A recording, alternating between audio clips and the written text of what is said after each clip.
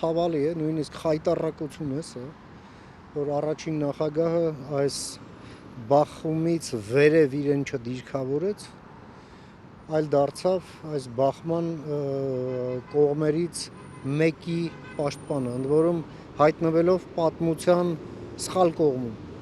Սա շատ եւ շատ ցավալի է։ Երկրորդը հարցեր են առաջանում այստեղ, իսկ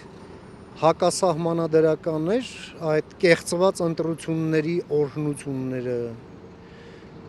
կեղծողների օրհնությունները,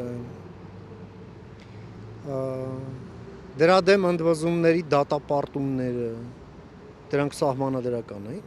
Սահմանադրական էր, երբ որ հավաքվում էին եւ պահանջում էին ժողովրդի կողմից ընտրված իշխանության հրաժարական։